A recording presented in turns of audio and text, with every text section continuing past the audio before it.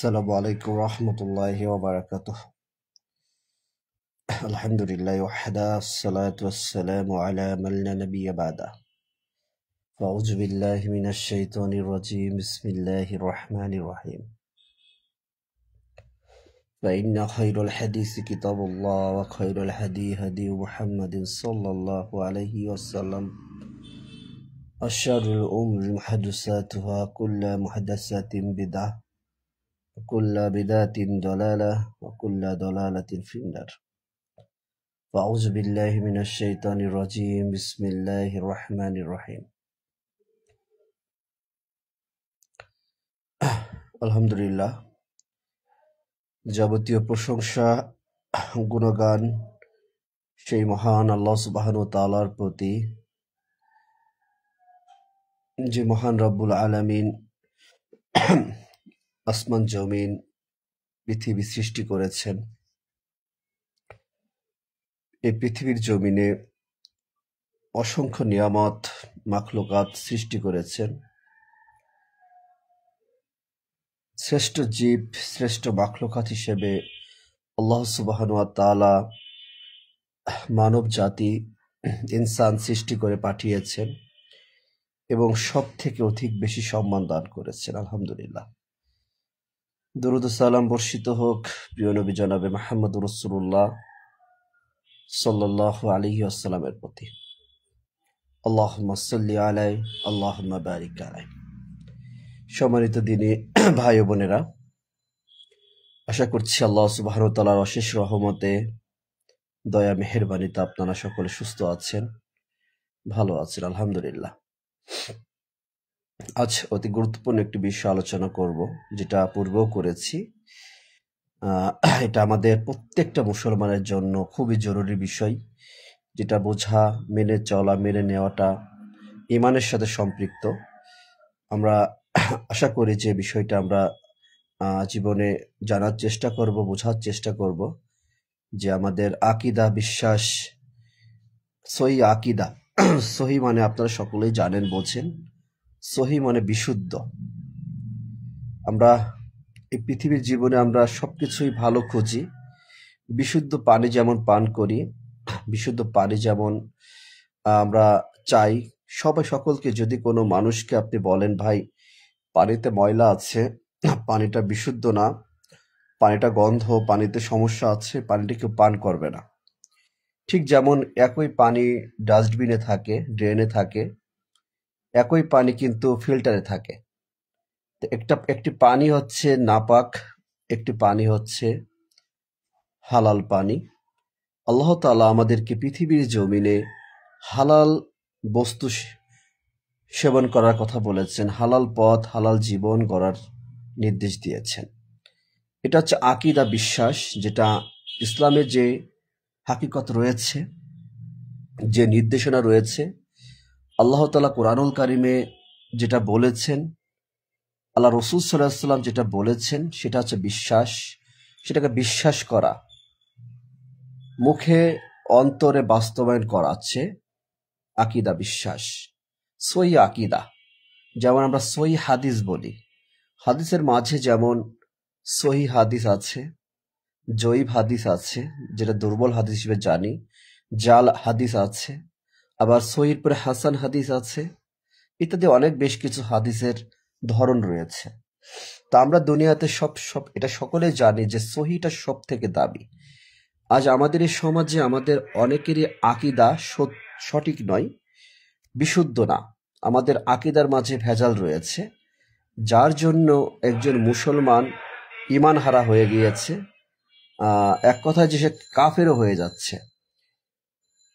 যে আল্লাহ তাআলা যেটা বলেছেন তার বিপরীতে কোনো কিছু বিশ্বাস করা, মন গড়া কোনো কিছু চিন্তা করা, মন গড়া বিষয় কোনো কিছুকে প্রচার করা, এটা ইসলামের সব থেকে বড় অপরাধ। হ্যাঁ, এমনি রাসেল ভাই, ওয়ালাইকুম আসসালাম রহমতুল্লাহ। জি আলহামদুলিল্লাহ, কেমন আছেন ভাইয়া? হৃদয় ইসলাম, ওয়ালাইকুম আসসালাম রহমতুল্লাহ, আলহামদুলিল্লাহ। কেমন আছেন জানাবেন। মৌলানা সাবির হোসেন, ওয়ালাইকুম আসসালাম, কেমন আছেন? ইন্ডিয়া থেকে। জি আলহামদুলিল্লাহ। সম্মানিত ভাইজান, কেমন আছেন আপনি? আলহামদুলিল্লাহ। মুখলিসুর রহমান, ওয়ালাইকুম আসসালাম রহমতুল্লাহ। যে সম্মানিত দিনী ভাই বোনরা যেখান থেকে আপনারা দুপুরে সবাই মুহূর্তে লাইভে যুক্ত হয়েছেন, প্রবাস থেকেও যারা আছেন, অনেকেই আমার প্রবাসী ভাইরা আছে, সকলের প্রতি অনেক অনেক ভালোবাসা। দিনের জন্য আপনারা যারা আছেন, যদিও সংখ্যাটা খুব কম, তবু আলহামদুলিল্লাহ এটা নিজের জন্য অন্তরের কাছে অনেক বড় তৃপ্তির বিষয় যে দিনের কিছু কথা আল্লাহ তাআলা বলার তৌফিক দিয়েছেন, একটু হলো মেসেজ দেওয়ার, প্রকৃত বাণী পৌঁছানোর তৌফিক দিয়েছেন। সেটা হোক সীমিত, তবু আলহামদুলিল্লাহ এটাই ইসলাম। একটু একটু করে পৃথিবীর জমিনে পৌঁছে যাবে। হ্যাঁ, সৃষ্টির শুরু থেকে শেষ পর্যন্ত এমনটাই হয়েছে, পূর্বে এমনটা হয়েছে যে কোনো কিছু বাস্তবায়ন করতে সময় লেগেছে। দিন খুব সহজে মানুষের কাছে পৌঁছায় না, একটু সময় লাগে। মানুষের অন্তরে অনেক বাধা, অনেক জঞ্জাট থাকার জন্য মানুষ গ্রহণ করতে চায় না, কিন্তু একটি মুহূর্তে সে বুঝতে পারে যে আসলে সঠিক কোনটা, ভুল কোনটা। এমডি জাকারিয়া, ওয়ালাইকুম আসসালাম রহমতুল্লাহ। জি আলহামদুলিল্লাহ ভাইজান, আপনি কেমন আছেন? একটু ঠান্ডা লেগেছে। গতকাল খুব গরম লাগছিল বলে গ্লাসটা খুলে ঘুমিয়েছিলাম, হঠাৎ করে প্রচুর সকালে দেখি। আচ্ছা, যা হোক, যেটা আলোচনার মূল বিষয়ে যাই, যে আকিদা, আমাদের সহি আকিদা যেটা মানহাজ, আমি এর আগেও আলোচনা করেছি যে আমাদের সহি আকিদা, আমাদের যেটা বিশ্বাস করতে হবে। যদি আকিদা, আমাদের আকিদার মাঝে ভেজাল থাকে, অবিশ্বাস থাকে, এক কথায় যে, তাহলে আমাদের ইমান, আমাদের এক কথায় যে একজন মুসলিম তার ধর্ম থেকে সে বিচ্ছিন্ন হয়ে যেতে পারে। ইবনে খার, ওয়ালাইকুম আসসালাম রহমতুল্লাহ। আকিদাগত বিষয়ের ভিতরে আমাদের সমাজে যেটা ভুল আকিদা রয়েছে, ভ্রান্ত আকিদা রয়েছে, তার মধ্যে আছে যে আল্লাহ সুবহানাহু ওয়া তাআলা সব জায়গায় বিরাজমান। এই একটা বিষয় হয়তো একটু একটু করে অনেক মানুষের কাছে এখন বিশ্বাসযোগ্য হয়েছে, অনেকেই আগের থেকে। এখন একটু হলেও আমি মনে করি যে পার্সেন্টেজটা কমেছে, যে অনেকে বিশ্বাস করছে যে আল্লাহ তাআলা সুবহানাহু ওয়া তাআলা আরশে আজিমে তিনি সমাহিত আছেন। আল্লাহ তাআলা ৭ আসমানের ঊর্ধ্বে আরশে আজিম, যেখানে আল্লাহ সেখানে আছে, সেখান থেকে আল্লাহ তাআলা সারা পৃথিবীর বিস্তার ক্ষমতা তিনি প্রয়োগ করেন। তিনি সেখান থেকে মানুষের জীবন সবকিছু তিনি অবগত আছেন, এবং তিনি তার রহমত দ্বারা তিনি তার যেটা তার সবকিছু তিনি বাস্তবায়ন করেন। আল্লাহ তাআলা সবকিছু সম্পর্কে অবগত আছেন। কিন্তু আমাদের সমাজে যে ভ্রান্ত ধারণা অনেকের পূর্বে রয়েছিল, এখনো হয়তো অনেকের আছে, যে আল্লাহ তাআলা সব জায়গায় বিরাজমান। যেখানে আল্লাহ তাআলা কোরআনুল কারীমে স্পষ্ট নিজেই জানিয়েছেন তিনি কোথায় আছেন। এটার বিরুদ্ধে যখন কোনো ভ্রান্ত আকিদা, যদি কোনো মানুষ, যেটা বলা হয় যে ভুল আকিদার সে মাঝে সে নিজেকে গ্রহণ করবে, সে বিশ্বাস করবে, তাহলে তার ঈমান থাকবে না। রাসূল সাল্লাল্লাহু আলাইহি ওয়াসাল্লামকে যেমন আল্লাহ তাআলা জানিয়েছে যে আপনি জানিয়ে দিন আপনিও মানুষ। এখানে মানুষ যে আর আপনার ফেরেশতা যারা নূরের তৈরি, সেখানে অজস্র মানুষ, সেখানে আল্লাহ রাসূল সাল্লাল্লাহু আলাইহি ওয়াসাল্লামকে নূর হিসেবে প্রমাণ করতে গিয়ে, নূর হিসেবে বলতে গিয়ে তারা ভালোবাসা প্রচার ভেবেছে আমি এটা অধিক ভালোবেসেছি, কিন্তু আসলে না। যেখানে আল্লাহ তাআলা জানিয়েছেন সেখানে রাসূল সাল্লাল্লাহু আলাইহি ওয়াসাল্লাম আমাদের মতো মানুষ না, তিনি আমাদের থেকে উত্তম মানুষ, তার উপর ওহী নাজিল হতেন, এটাই পার্থক্য। আমরা আবার রাসূল সাল্লাল্লাহু আলাইহি ওয়াসাল্লামের পার্থক্য এটাই, তিনিও মানুষ, আমিও মানুষ, কিন্তু তার উপর ওহী নাজিল হতেন, এবং তিনি আমাদের থেকে উত্তম মানুষ ছিলেন। উত্তম, যেটা পৃথিবীর জমিনে যত মানব পৃথিবীতে এসেছে, শ্রেষ্ঠ মানব আল্লাহ রাসূল সাল্লাল্লাহু আলাইহি ওয়াসাল্লাম।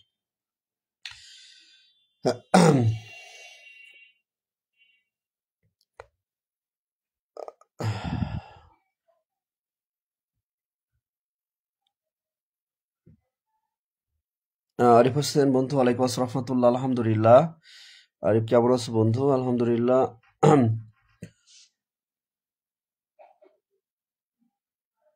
হ্যাঁ, রেজাউল ইসলাম ভাই, ওরকম ভাই, ওয়ালাইকুম আসসালাম রহমতুল্লাহ। আলহামদুলিল্লাহ। তুমি বলো, যদি তোমরা আল্লাহকে ভালোবাসো তবে আমাকে অনুসরণ করো, আল্লাহ তোমাদের ভালোবাসবে, তোমাদের পাপ সমূহ ক্ষমা করবেন। আল্লাহ অতি ক্ষমাশীল, পরম দয়ালু, এবং আয়াত রাসূল অনুসরণ মাধ্যমে আল্লাহ ভালোবাসা অর্জনের কথা বলেছেন। জি, জাযাকাল্লাহু খাইরান। সম্মানিত ভাইজান, আল্লাহ তাআলা কোরআনুল কারীমে অজস্র আয়াতের মাঝে তিনি জানিয়েছেন, মেসেজ দিয়েছেন আমাদের। হয়তো আমরা অনেকে কোরআনের অর্থ জানি না, কোরআনুল কারীম সম্পর্কে আমাদের জ্ঞান নেই বলে আমরা আমাদের বীজে অনেক দ্বিধাদ্বন্দ্ব রয়েছে।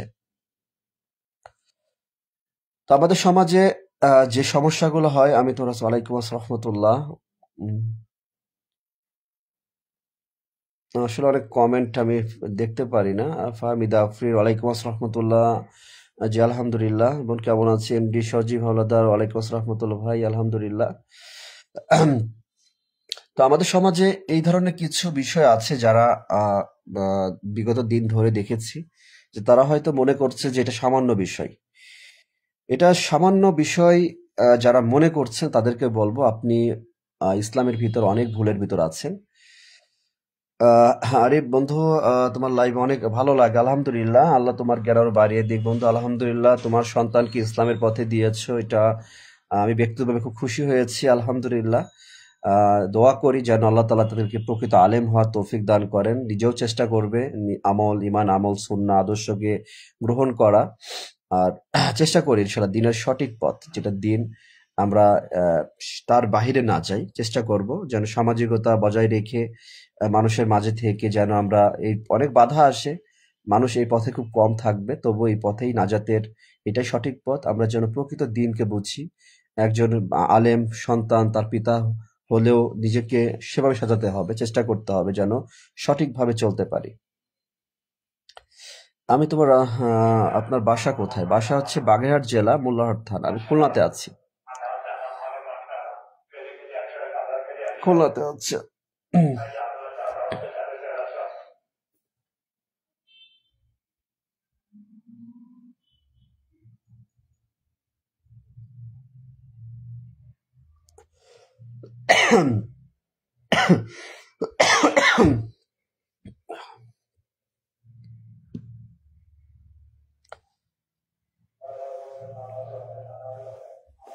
আমাদের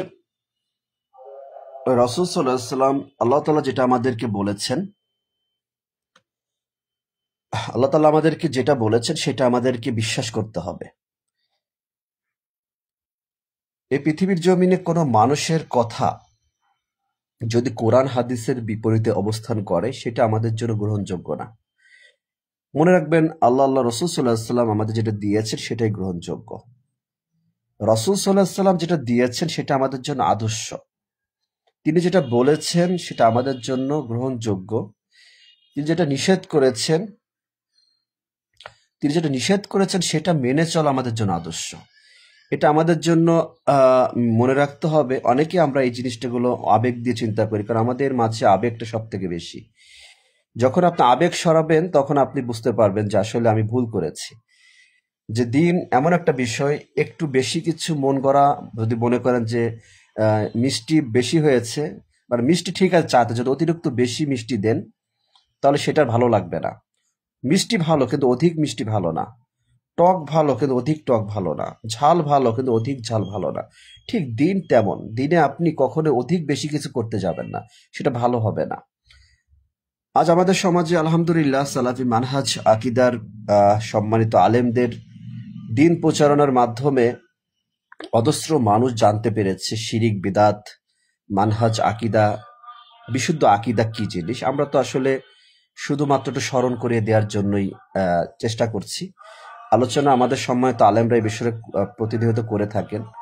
সব থেকে বেশি দেখবেন যে আব্দুর রাজ্জাক বিন ইউসুফ হাফিজুল্লাহ, আমাদের তার সন্তান আব্দুল্লাহ বিন আব্দুর রাজ্জাক মতন আমাদের যারা সালাফি আলেমরা আছেন, ডক্টর জাকির নায়েক, যারা বড় তারা দেখবেন যে তারা এই আকীদা বিষয়গুলোই মানুষকে বেশি সজাগ করার চেষ্টা করে। যে আল্লাহ কোথায় আছেন, আল্লাহ তাআলা নিজেই জানিয়েছেন তিনি কোথায় আছেন। আমি এখন আছি খুলনা, আমার বাসা এখানে, আপনারা দেখছেন লাইভে আছি। এখন আপনি এটা দেখার পর আমি যদি এখানে একটা মিথ্যা কথা বলি, সেটা তো আপনি বুঝতেই পারবেন যেটা আমি কোন অবস্থানে আছি। অনেক কিছু বলা যেতে পারে, কিন্তু আপনি জানা সত্ত্বেও যদি মানুষের কাছে ভুল কথা বলেন, মিথ্যা কথা বলেন, ভাই আপনি কোথায় আছেন? আমি বাড়ি আছি। ভাই আমি তো আপনার অনেকে হয় না, টাকা পাওনাদার যখন টাকা চাইতে চাই তখন দেখবেন যে মিথ্যা কথা বলে ফোনে, ভাই আমি তো এখানে না, আমি অমুক জায়গায় আছি, কিন্তু সে কিন্তু বাড়িতে আছে বা অফিসে আছে, মিথ্যা কথা বলে। তো ঠিক এটা মিথ্যা কথা, যেমন দিনের বিষয়ে মিথ্যা কথা বলার কোনো সুযোগ নেই। আপনি যেটা জানবেন না সেটা বোঝার চেষ্টা করতে, যতক্ষণ পর্যন্ত আপনি সঠিকটা না বুঝবেন ততক্ষণ পর্যন্ত অপেক্ষা করতে হবে। ততক্ষণ পর্যন্ত ফজর রবি ভাই, মাশাআল্লাহ, প্রিয় ভাই, বারাকাতুহু ফিকুম। জি ভাই, হযরত রাব্বি ভাই, আলহামদুলিল্লাহ সকালে কোরআনুল কারীম মনোমুগ্ধকর কণ্ঠে শুনেছিলাম কিছু সময়, আলহামদুলিল্লাহ। অনেক দিনী ভাই আছেন, সম্মানিত আলেম আছেন, অনেকে আছে, আলহামদুলিল্লাহ। আল্লাহ তাআলা দ্বীনের জন্য কবুল করুন আমাদের। হ্যাঁ, সই আকীদা হলো রাসূল সাল্লাল্লাহু আলাইহি ওয়াসাল্লামকে অনুসরণ করা। কারণ আল্লাহ তাআলা এটাই বলেছেন। আল্লাহ তাআলা বলেছেন যে আমার ভালোবাসা যদি আপনার উম্মতেরা পেতে চায় তাহলে তাদেরকে জানিয়ে দিন, তারা যদি আপনাকে অনুসরণ করে আপনাকে ভালোবাসে। এখানে জমিনে আজ আমাদের সমাজে কিছু ভুল ধারণা আছে। অনেকে ইমামকে অনুসরণ কথা চিন্তা করেছে, একটা ভ্রান্ত চিন্তা ঢুকে গিয়েছে। ইমাম যারা আছে, রাসূল সাল্লাল্লাহু আলাইহি ওয়াসাল্লাম থেকে জমিনে বড় ইমাম আর কেউ নেই। তিনি একমাত্র আমাদের প্রকৃত ইমাম। তিনি আমাদের ইসলামের মূল শিক্ষা গুরু, তিনি আমাদের। এর পরবর্তীতে সাহাবারা এসেছে, রাসূল সাল্লাল্লাহু আলাইহি ওয়াসাল্লামকে অনুসরণ করেছেন। তাবিঈন তারা রাসূল সাল্লাল্লাহু আলাইহি ওয়াসাল্লামকে অনুসরণ করেছেন। এই পর্যায়ক্রমে আমরা যে ইমাম পেয়েছি, চারজন সম্মানিত ইমাম, তারাও রাসূল সাল্লাল্লাহু আলাইহি ওয়াসাল্লামকে অনুসরণ করেছেন। তারা যেটা করেছেন রাসূল সাল্লাল্লাহু আলাইহি ওয়াসাল্লাম যেটা বলেছেন। কিন্তু আমাদের সমাজে একটা ভ্রান্ত চিন্তা ধারণার মাঝে মানুষ ডুবে গিয়েছে। সেটা হচ্ছে যে বিষয় হানাফি মাযহাব অনুসারীর মধ্যে অনেকে আছে যারা এখনো ইমাম আবু হানিফা রাহিমাহুল্লাহ জীবন কাহিনী তারা কখনো পড়েও দেখেনি, তারা জানেও না, শুধু বংশগতভাবে হানাফি মাযহাব অনুসরণ করেছে। অনেকে আছে হয়তো যারা প্রকৃত তারা বোঝে, জ্ঞানী লোক, কিন্তু অনেকে আছে বোঝে না। অনেক আছে কোটি, আমাদের মানে অনেক সংখ্যা সব থেকে বেশি, যে তারা মনে করছে যে ইমাম আবু হানিফা রাহিমাহুল্লাহর কথা আমাকে শুনতে হবে, মতামত গ্রহণ করতে হবে, তিনি কি বলেছেন। কিন্তু তিনি যেটা বলেছেন তার নামে মিথ্যা কথা প্রচার করা হয়েছে। তিনি অনেক কিছু বলেছেন, সেটা মানা হয় না। তিনি যে মেসেজ দিয়েছেন, তিনি যে কিতাবে তিনি যে মেসেজ দিয়েছেন, এটা অনেকে জানে না, অনেকে এটা মানে না। কিন্তু আমাদের সমাজে অনেকে দেখবেন যে রাসূল সাল্লাল্লাহু আলাইহি ওয়াসাল্লামের থেকে ইমাম আবু হানিফা রহিমুল্লাহকে বেশি মানুষ গ্রহণ করে, ভালোবাসে, তাকে অনুসরণ করতে হবে। যখন বলছি ভাই এটা তো রাসূল সাল্লাল্লাহু আলাইহি ওয়াসাল্লাম করেনি, এটা তো হাদিসে এসেছে, আমার ইমাম আবু হানিফা রহিমুল্লাহ হানাফি মাযহাবে এটা নেই, তার মানে তার এই কথাটা মানে এটাই বুঝতে হবে যে তিনি বোঝাতে চাচ্ছেন যে রাসূল সাল্লাল্লাহু আলাইহি ওয়াসাল্লাম কি করতে বলেছেন সেটা গ্রহণযোগ্য না, ইমাম আবু হানিফা রহিমুল্লাহ কি বলবেন সেটাই গ্রহণযোগ্য। এই যে আকীদা, এই যে বিশ্বাস, এই যে চিন্তা, ভ্রান্ত আকীদা আপনার ঈমানকে নষ্ট করে দিচ্ছে প্রিয় ভাই আমার। ইমাম আবু হানিফা রাহিমাহুল্লাহ চারজন যে সম্মানিত ইমাম ছিলেন, তারা অধিক ঈমানের আমলের রাজত্ব বলে যদি বলি, তারা দ্বীনের জন্য, তারা যে দ্বীন প্রতিষ্ঠিত করার জন্য যেটা করে গিয়েছেন সেটা আজ জামানায় নেই। বাস্তবায়ন যদি দেখেন যে এটাই হচ্ছে, আজ মানুষ সহজে যে বিষয়টা বুঝবে সেটা জটিল করে ফেলছে। আমাদের নানান আলেমরা বুঝতে দিচ্ছে না মানুষকে। যখনই আপনি জানেন, একটা উদাহরণ দিই, যেমন আহলুল হাদিস, এই আহলে হাদিস শব্দটার অর্থ আপনি হয়তো অনেকে জানেন, হয়তো অনেকে জানেন না। আহলে হাদিস, আহাল শব্দের অর্থ কি? পরিবার। হাদিসের পরিবার। আহলে হাদিস, যেখানে কুরআনুল কারিমে আহাল শব্দটা কিন্তু অনেকবার এসেছে। আপনি যখন আহলে হাদিস শব্দটাকে আপনি আহলে হাদিস বাদ দেন, আপনারা যারা আমার লাইভে শুনছেন এই কথাগুলো একটু সময় দিয়ে বোঝার চেষ্টা করবেন। আপনি এখন থেকে ভুলে যান আহলে হাদিস কোনো যে বিষয়গুলো জানতেন যে মানুষ যারা অনুসরণ করে, এটা বাদ দেন। শুধু আহলে হাদিসটা চিন্তা করে দেখেন, আহলে হাদিস অর্থ কি? হাদিস পরিবার। আচ্ছা, হাদিস কি? হাদিস কি বলেন? হাদিস হচ্ছে রাসূল সাল্লাল্লাহু আলাইহি ওয়াসাল্লাম সুন্নাহ, সহিহ হাদিস। আমরা বলি সহিহ হাদিস, যেটা আমি সহিহ আকীদা যেটা বলছি, সহিহ হাদিস। সহিহ শব্দটার অর্থ কি? বিশুদ্ধ হাদিস। এটা কোনো অপরাধ, দোষের কোনো কথা, কোনো কি বলে ভ্রান্ত কথা, এটা কি কোনো ফিতনা? না। আপনি যদি জ্ঞান দিয়ে চিন্তা করেন, তারা যারা লাইভে আছেন বুঝতে পারবেন। আহলুল হাদিস। কিন্তু যখন আপনার কাছে আহলুল হাদিস শব্দটা পৌঁছায় তখন আপনার কাছে বিরক্ত লাগে। কেন লাগে জানেন? ওই যে একটা ভ্রান্ত আকীদার মাঝে আপনি ডুবে গিয়েছেন, আপনি এখনো বুঝতে পারেননি যে আহলুল হাদিস কি, সালাফি মানহাজটা কি। এটা একটা আকীদা, একটা বিশ্বাস। আমি আগেও বলেছি, আজও বলছি, যতক্ষণ পর্যন্ত আপনি বুঝতে না পারবেন যে আহলুল হাদিস কিভাবে হওয়া যাবে, সালাফি মানহাজ একই বিষয়, আমি সালাফি মানহাজ অনুসারে কিভাবে হব, তাহলে আপনাকে বলবো আপনাকে সহি আকীদা গ্রহণ করতে হবে, যেটা আল্লাহ তাআলা বলেছেন, কোরআনে যেটা বলেছেন সেটাকে মেনে নিতে হবে। রাসূল সাল্লাল্লাহু আলাইহি ওয়াসাল্লাম যেটা দিয়েছেন সহি, সেটা গ্রহণ করতে হবে। এবং তিনি যেটা নিষেধ করেছেন বিদআত করো না, ওটা করা যাবে না। আল্লাহ তাআলা বলেছে শিরিক করো না, ওটা করা যাবে না। আর কিছু বোঝানোর নেই আমার। এটাই হচ্ছে মানহাজ আকীদা। এর ব্যাখ্যা অনেক দিতে পারবো, 3-4-5 ঘন্টা ধরে আপনাদের সাথে কথা বলা যাবে, কিন্তু এতটুকু হচ্ছে মানহাজ আকীদা। এটাই বিশ্বাস যে আমি সহিটাকে মেনে নিব। আজ সমাজে সহি কথাটা আসলে অনেকে একটু চুলকানি বেঁধে যায় যে আমরা কি ভুল করি, আমরা কি তাহলে হানাফি মাযহাবে যারা অনুসরণ করি, এত মানুষ সমাজ, আমরা কি ভুল করছি? না ভাই, আমি আপনাকে ভুল বলছি না, কিন্তু আপনার কিছু আকীদা, ভ্রান্ত আকীদা আছে, এটাকে দূর করতে হবে। যারা প্রকৃত হানাফি মাযহাব অনুসরণ করে, যদি ইমাম আবু হানিফা রাহিমাহুল্লাহকে প্রকৃতকে অনুসরণ করতে চায়, তাহলে সে বিদআত করবে না, শিরিক করবে না, এবং সে অবশ্যই সালাফি। কারণ তার শুদ্ধ আকীদা, বিশুদ্ধ আকীদা সে গ্রহণ করতে হবে। কারণ আমাদের সুন্নাহ আদর্শ ইমাম আবু হানিফা রাহিমাহুল্লাহ নয়, আমাদের সুন্নাহ আদর্শ রাসূল সাল্লাল্লাহু আলাইহি ওয়াসাল্লাম। আপনাকে আমাকে এটা মেনে নিতে হবে। ফাহমিদা আফরিন, আলহামদুলিল্লাহ, অনেক সুন্দর কথা আছে ভাই, একদম রেজাল্ট করেন ভাই। কথা শুনে একটু পড়ুন ভাই। রাসূল সাল্লাল্লাহু আলাইহি ওয়াসাল্লাম মূল ভিত্তি একটি প্রমাণিত হওয়ার আমরা বুঝতে পারি যে ইসলামের প্রতিটি বিষয় রাসূলের শিক্ষার আলোকে যাচাই করতে, সঠিক মাঝহাব বোঝার একটু বিধান সৃষ্টি না করে সবাই রাসূল সাল্লাল্লাহু আলাইহি ওয়াসাল্লামকে ঐক্যবদ্ধ হবে। রাসূলুল্লাহ সুন্নাহকে অনুসরণ ইসলামের সঠিক পথ, মাঝহাব বোঝার একটি মাধ্যম হতে পারে, তবে তা সুন্নাহর বিকল্প না। আল্লাহ তাআলা যেন আমাদের সঠিক সুন্নাহ। জি, জাযাকাল্লাহু খাইরান। আমি ভাই আহলে হাদিস হওয়ার জন্য আমার পরিবারকে পছন্দ করলাম। আচ্ছা, বিষয় হচ্ছে কি, যেমন আমার এই ফাহমিদা আফরিন, আমার যে বোন, দিনী বোন, সম্ভবত তিনি আমার দিনী বোনই হবেন। যাক, আমি যেহেতু আসলে কারোর সাথে মেসেজ আমার কথা হয় না কারোর সাথে, যতটুকু বুঝলাম তিনি আহলে হাদিস হওয়ার জন্য আমার পরিবারকে পছন্দ করেন না। কারণ কি, তিনি বুঝতে পারেন আহলে হাদিস কি, এই জন্য তিনি পছন্দ করেন না। যতক্ষণ এই সমাজের মানুষ না বুঝবেন, ততক্ষণ এটাকে ফিতনা বলবেন, ততক্ষণ এটাকে দল বলবেন, ততক্ষণ তারা আহ কি বলবে, ইহুদির দালাল বলবেন, নানান ধরনের গালিগালাজ করবেন। এটা সম্মানিত যারা আলেম ছিলেন তারাও এটা বলে গিয়েছেন।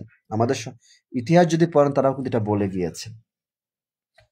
তো এটা গালি দেওয়ার হচ্ছে, অপছন্দ হওয়ার কারণ হচ্ছে তারা আহলে হাদিস মনে করে যে একটা দল, এটা আলাদা কোনো একটা কি বলে, যেমন যেমন দেশের রাজনীতিক অনেক দল আছে না, আওয়ামী লীগ, বিএনপি, জামাত, এরকম অনেক আছে, ঠিক এমন একটা দল মনে করে। হ্যাঁ, এটাও একটা দল, সেই দল নাজাত প্রাপ্ত দল, যারা আপনি নামে যদি বলেন আহলে হাদিস, সালাফি মানহাজ, এটা না, এটা কিন্তু না, আপনাকে বাস্তবায়ন করতে হবে। যেমন ঈমান হচ্ছে কি, স্বীকৃতি দেওয়া, স্বীকার করা, স্বীকৃতি দেওয়া, বিশ্বাস করা। ঈমান হচ্ছে স্বীকৃতি দেওয়া, অন্তর থেকে বিশ্বাস করা। আমি যখন লা ইলাহা ইল্লাল্লাহ বলেছি, এটা অন্তর থেকে বিশ্বাস করে নিয়েছি। এই লা ইলাহা ইল্লাল্লাহর যে মিনিংটা, এটার অনেক বড় মিনিং, অনেক কিছু বলার বোঝার বিষয়, এবং আমি বাস্তবায়ন করে দেখাচ্ছি মানুষকে, এটা হচ্ছে ঈমান। তাহলে আমি আহলে হাদিস হয়ে গেলাম, পরিবারকে বোঝাতে হবে আমি কেন আহলে হাদিস, কেন, কারণ আমি শিরিক বিদআত মুক্ত আমল করি। রাসূল সাল্লাল্লাহু আলাইহি ওয়াসাল্লাম যেটা দিয়েছেন ওটাই আমি গ্রহণ করছি, তিনি যেটা করেছেন সেটাই আমি জীবনে গ্রহণ করছি। সহি হাদিসকে গ্রহণ করেছি, কোনো জয়ীফ হাদিস গ্রহণ করিনি। আমি জয়ী হাদিস গ্রহণ করব না, কারণ যেখানে সহি হাদিস আসছে, যদি কোনো ব্যক্তি সহি হাদিসকে অমান্য করে, সে কাফের হয়ে যাবে, সে ঈমান থাকবে না। তাকে তার মতো থাকতে দেন, তাকে চেষ্টা করেন, কিন্তু সে যদি নিজেকে কেউ মনে করে আমি 5 তলা 10 তলা থেকে লাফ দিয়ে সুইসাইড করব, তাকে কেউ বাঁচানোর কেউ নেই। কেউ যদি বলে যে আমি হাদিস মানি না, তার ব্যাপার, এই জন্য আমি গুনাহগার হব না, কিন্তু সে গুনাহগার হবে, সে পথভ্রষ্ট হয়ে যাবে। তাহলে আমি একজন মুসলমান, আমি সুন্নাহ কোথা থেকে পেয়েছি? হাদিস গ্রন্থ থেকে পেয়েছি। ইমামদের মতামত, হ্যাঁ, ইমামরা সেই মতামত দিয়েছে, সেটা আমি গ্রহণ করছি, কিন্তু সেই ইমাম যারা বিশুদ্ধ, যারা প্রসিদ্ধ কথা বলেন, যারা প্রকৃত আলেম, তাদের কাছ থেকে আমি শিক্ষা অর্জন করছি। আমি তাদের কাছ থেকে শিক্ষা নিয়েছি, এবং আমি সহি দ্বীন হাদিস সম্পর্কে আমার ধারণা নিয়েই রাসূল সাল্লাল্লাহু আলাইহি ওয়াসাল্লাম প্রকৃত সুন্নাত আদর্শ আমি জীবনে গ্রহণ করছি। এর জন্য যদি পৃথিবীর জমিনের মানুষ আমাকে পছন্দ না করেন, মুখ ফিরিয়ে নেয়, ঘৃণা করেন, এর জন্য আমার বিন্দু মাত্র কোনো সমস্যা নেই, আমার কোনো ক্ষতি হবে না, লস হবে না। এটা হচ্ছে বিশ্বাস। এটা মেনে নেবেন যে আমাদের কোনো কিছুই আবেগ দিয়ে ভাবার কিছু নেই। আজ জুমার দিন একটু বলি আপনাদের, আমার পাশে একজন মুরব্বী চাচা, খুব বয়স না, মিডিয়াম বয়স, হয়তো 60, 55, 60, 58 এরকম হতে পারে। একটা ভালো একটা হাজি রুমাল, ভালো মনে হচ্ছে যে হয়তো কোনো ইমাম সেরকম। তিনি জুমার যখন খুতবা চলেন, তিনি দুটো পা এরকম হাঁটু গুটো করে বসে আছে, যেটা হাদিসে নিষেধ করা আছে যে আপনি কিভাবে বসবেন। এটা রাসূল নিষেধ করেছেন যে দু হাঁটু গেড়ে, মানে এভাবে হাত দিয়ে হাঁটু দিয়ে বসবেন না, দু পায়ে দিয়ে। তা আমি যেহেতু এগুলো জানা আছে, ওনাকে আমি একটু, কথা তো বলা যাবে না, একটু হাত দিয়ে একটু খোঁচা দিয়ে সতর্ক করলাম, উনি বুঝতে পারল। এরপরে যখন ইমাম সাহেব সালাম ফিরালেন, তখন তিনি বাম হাতের তসবি, এরকম দেখেন, বাম হাতের তসবি শুরু করলেন। প্রথমে শুরু করলেন যখন আল্লাহুম্মা আমিন, তখন তিনি বাদ দিয়ে দিয়েছেন। এই যেটা আকিদা, ভ্রান্ত আকিদা, এটা বিদাত। যেখানে সুবহান আল্লাহ আলহামদুলিল্লাহকে বাদ দিয়ে ওই ব্যক্তি মোনাজাত নিয়ে চিন্তা করছে, এটা বিদাত। এই বিদাত, এই ইমামগুলো যারা আছে, এরা বিদাতের শাস্তি পাবে। কারণ যেখানে সালাম ফেরানোর পরে যে 33 সুবহান আল্লাহকে বাদ দিয়ে, আমি অবাক হয়ে গিয়েছি, বিশ্বাস করেন, আমার কলিজায় লেগেছে আঘাত। এরকম অনেকে আছে, সে বাম হাতে কি আপনি তসবিহ গুনার কথা? ডাইন হাত বাদ দিয়ে বাম হাতে কেন আপনি করবেন? এই বাম হাতটা কিসের জন্য দিয়েছে? বাম কাজ। যদি ডাইন হাত না থাকে, আপনি বাম হাত ব্যবহার করতে পারেন। যদি দু হাত না থাকে, পাও ব্যবহার করতে পারেন। ডাইন হাতের তসবিহগুলোকে ডাইন হাত দিয়ে গুনতে হবে, সুবহানাল্লাহ, এই যে ডাইন পাশ দিয়ে সুবহানাল্লাহ সুবহানাল্লাহ। এই যে আকিদা, সহি আকিদা, এগুলো হচ্ছে সহি আকিদা। রাসূল সাল্লাল্লাহু আলাইহি ওয়াসাল্লাম হাতের এই গিট গুলো গুনতেন, তসবিহ, এটা কি আমাদের সাক্ষী দিবে? এটাই সহি আকিদা, এটাই আহলুল হাদিস, এটা হচ্ছে সালাফি মানহাজ, যে সহিটাকে গ্রহণ করব আমি। এটাই আকিদা, যে রাসূল সাল্লাল্লাহু আলাইহি ওয়াসাল্লাম এটা করেছেন, এটা আমি করব। বাম হাতে চলে গেছেন, দেখেন এই লোকটা কতটুকু নির্বোধ, বাম হাতে গুনতে কেউ শুরু করছেন। তাও আমি যদি বলবো, দেখলাম 3-4 বার হাত দিছেন, যখন আল্লাহুম্মা আমিন, কারেন্টের গতিতে হাত তুলে ফেলছেন। তার মানে এই ব্যক্তির কাছে মনে হয়েছে এটা হচ্ছে আমল, সুন্নাহ, এটা মানে গুরুত্বপূর্ণ। এই হাত তুলে মোনাজাত করলে মানে সব কবুল হয়ে যাবে ইমামের সাথে। তো এই সুন্নাহকে বাদ দিয়ে সে এটা গ্রহণ করেছে, এটা হচ্ছে ভ্রান্ত আকিদা। আর যদি সে সালাম ফেরানোর পরে তাসবিহ গণনা করতো, দোয়া পড়তো, এটা হলো সহি আকিদা। এটাই হচ্ছে সালাফি মানহাজের আকিদা। আশা করি আপনারা যারা লাইভে আছেন, আপনারা যারা জ্ঞানে, তারা বুঝতে পারবেন যে সালাফি আকিদা কি, সহি আকিদা কি, বিশ্বাসটা কি। এটা হচ্ছে বিশ্বাস যে রাসূল সাল্লাল্লাহু আলাইহি ওয়াসাল্লাম কি করেছেন, তিনি কি আমল করেছেন, সেটা আমি করব, তার বাইরে কিছু করব না।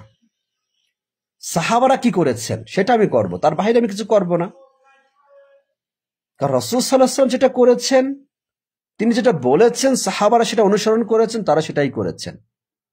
পর্যায়ক্রমে এসেছেন, কিন্তু একটা মুহূর্তে দেশে, এই পৃথিবীর জমিনে ভাঙন সৃষ্টি হয়েছে, ফিতনা সৃষ্টি হয়েছে, মানুষ ইসলামকে দলে দলে বিভক্ত করেছে, মতামত সৃষ্টি করেছে, ভ্রান্ত মতামত সৃষ্টি করেছে। আর যার জন্য মানুষ মাজার, এইগুলো সৃষ্টি হয়েছে, আগে তো ছিল না, এইগুলো সৃষ্টি হয়ে গেছে। মানুষ ইসলামকে ব্যবহার করছে মানুষের কাছে, মানুষ নত হচ্ছে, মানুষ দিন না বোঝার জন্য। তা আকীদা হচ্ছে এটাই, রাসূল সাল্লাল্লাহু আলাইহি ওয়াসাল্লাম যেটা আমাদের দিয়েছেন সহি, সেটা আমরা গ্রহণ করব। যেটা নিষেধ করেছেন ওটা বর্জন করব।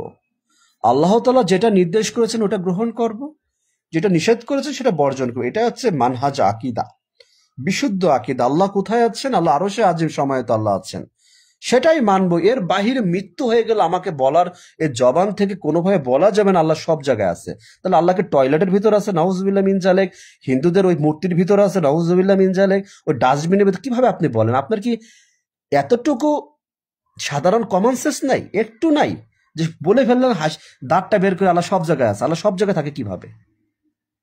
আল্লাহ আরশে আজিম, আল্লাহ যেখানে আছেন সেখানে আছেন। তিনি তার দৃষ্টি, তার চিন্তা ধারণা সবকিছু ওইখান থেকে তিনি পরিচালিত করেন।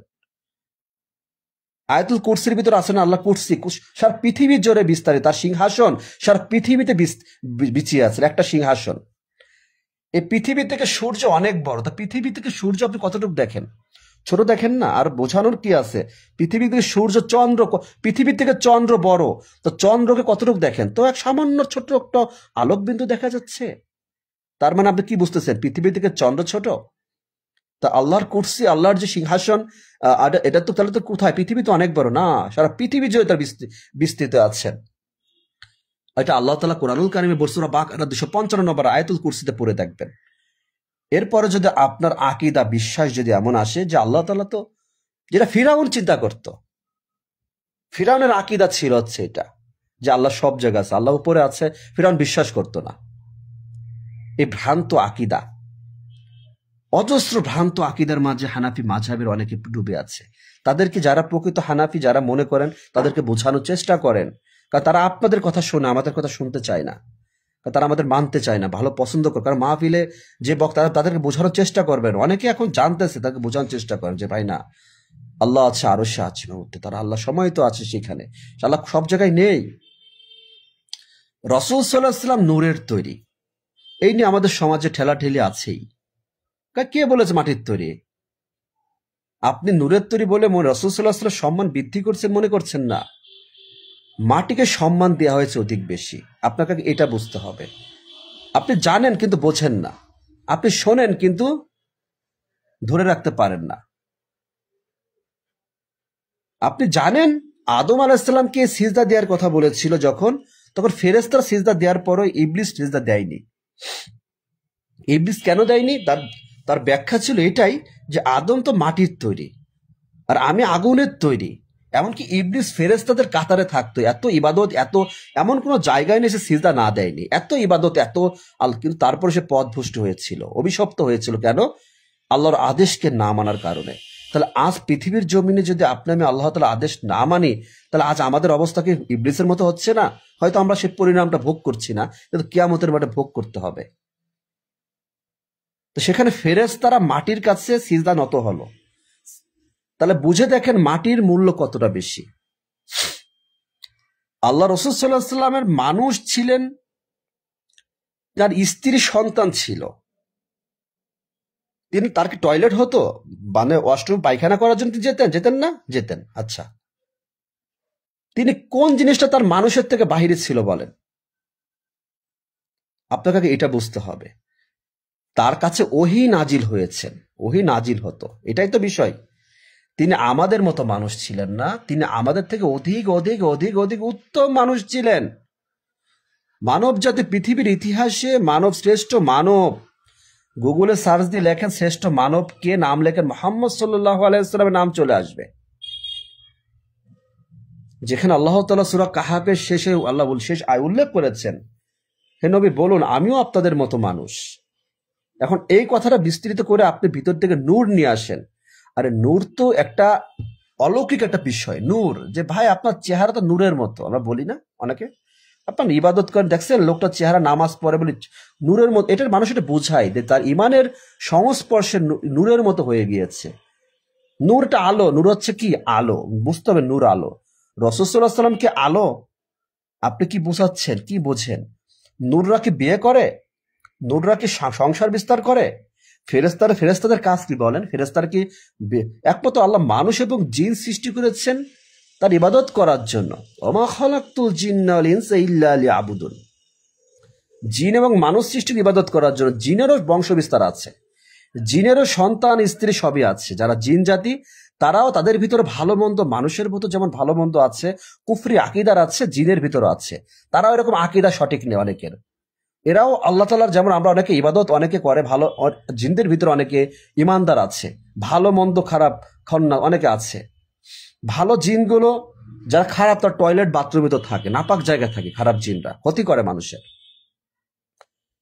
ঠিক এতই বিষয়। তবুও মানুষের এই আকীদা বিশুদ্ধ না হওয়ার কারণে সে বলে কি নূরের তৈরি, যেখানে আল্লাহ বলেছে নবী মাটির তৈরি, তোমাদের মতো, মানে সেও মানুষ কিন্তু আমাদের থেকে উত্তম মানুষ। তার মজিজা তিনি পিছন তিনি দেখতে পেতেন, নবীদের কিছু ক্ষমতা আল্লাহ তাআলা দিয়েছিলেন, সেটা স্পেশালি আছেন। এখানে আপনাকে আবেগ দিয়ে আপনি নূরের কথাটা বললে আপনার আকীদা মানহাজ সঠিক না। এটা হচ্ছে ভ্রান্ত আকীদা বলা হয়। সহি আকীদার পরবর্তী বিপরীত হচ্ছে কি? ভ্রান্ত আকীদা। আমাদের সমাজে আজ এই ভ্রান্ত আকীদার সংখ্যা সব থেকে বেশি। মানুষ মাজারে যায়, অনেকের ভালো লাগে না শুনতে যে মাজার তো খারাপ না, একজন আউলিয়ার কবরে যাচ্ছি, আমি তো মানত করছি না, আমি তো টাকা দিচ্ছি না, এটা আমাদের ভালোবাসার জায়গা। এটাই তো বিষয়, এটাই তো অনেকে এভাবে বিশ্লেষণ করে। অনেক সময় দেখি কিছু ক্ষেত্রে অনেকে খুব রাগান্বিত হয়ে যায় যখন আমি মাঝে মাঝে একটু পোস্ট করি। দেখি আমি এরকম বেশ কিছু লোককে আসলে টিকতে পারি না বলে ব্লক করে দিয়েছি। টিকতে পারি না, কি করব ভাই, মানে সহ্য করা যায় না, মানে এমন ভাবে পথভ্রষ্ট হয়েছে, এটা আসলে বের হওয়া খুব কঠিন। অনেকে পারবে না, বুঝছেন, এটা খুব কঠিন। যদি মনে হয় যে আল্লাহ চাইলে পারবে, ঠিক আছে, কিন্তু মানুষ এই জামানায় এতটা অন্ধ হয়ে গেলে চলে না। যেখানে মানুষ, আল্লাহ তাআলা যেখানে নিজেই বলেছেন, নিজেই জানিয়েছেন, যেখানে আমরা প্রথমে ঈমান এনেছি লা ইলাহা ইল্লাল্লাহ বলে, আল্লাহ ছাড়া আর কোনো ইলাহা নেই, যেখানে আল্লাহ ছাড়া রাসূল সাল্লাল্লাহু আলাইহি ওয়াসাল্লামের কাছে হাত পাতার সুযোগ নেই, যেখানে আল্লাহ ছাড়া রাসূল সাল্লাল্লাহু আলাইহি ওয়াসাল্লাম শ্রেষ্ঠ মানব ছিল, আল্লাহ বলেছেন মুহাম্মদ, খবরদার মুহাম্মদ, তুমি যাকে চাইবে তাকে তুমি হিদায়াত দিতে পারো না। তার মানে কি, মুহাম্মদ সাল্লাল্লাহু আলাইহি ওয়াসাল্লাম যদি কেউ চায় যে আমার চাচা, আমার দাদা, আমার বাবা, আমার অমুক হিদায়াত পাবে, সে পারবে না। আল্লাহ তাআলা সুবহানাহু ওয়া তাআলা যাকে যোগ্য মনে করেন সে হিদায়াত পাবেন। খবরদার মুহাম্মদ। যেখানে রাসূল সাল্লাল্লাহু আলাইহি ওয়াসাল্লামের দেয়ার ক্ষমতা নেই, যেখানে রাসূল সাল্লাল্লাহু আলাইহি ওয়াসাল্লাম গায়েবের খবর জানার ক্ষমতা নেই, সেখানে একজন পীর কিভাবে আপনাকে আপনার মনের আশা পূর্ণ করবে? একজন মৃত ব্যক্তি কিভাবে আপনাকে, তাকে আপনি পবিত্র মনে করছেন, সে আপনার চাওয়া পূর্ণ করবে? মানত করলে আপনি সেখানে সিজদা দিবেন কোন চিন্তা করে? এত নিকৃষ্ট মুসলিম হয়ে গেলেন আপনি, পরিচয় দিলেন মুসলিম, যেখানে প্রথমে লা ইলাহা ইল্লাল্লাহ বললেন, তার মানে আপনি অন্তর থেকে বিশ্বাস করতে পারেননি, আপনি বাস্তবায়ন করতে পারলেন না। বাস্তবায়ন করলে আপনাকে অবশ্যই মাজার থেকে, আপনি যদি মনে করেন যে আপনি গিয়েছেন কোন এখানে, আপনি দোয়া করেছেন, তার জন্য দোয়া করে না মানুষ, দোয়া করতেই পারেন, কিন্তু আপনি এখানে যাচ্ছেন, কজন নিয়ত সঠিক আছে বলেন? সবার কথা আমি বলছি, কজনের নিয়ত ঠিক আছে? একটা কবরকে মাজারে পরিণত করেছে কেন? একটা কবর, ইসলামে মাজার বলে কোনো শব্দ নেই।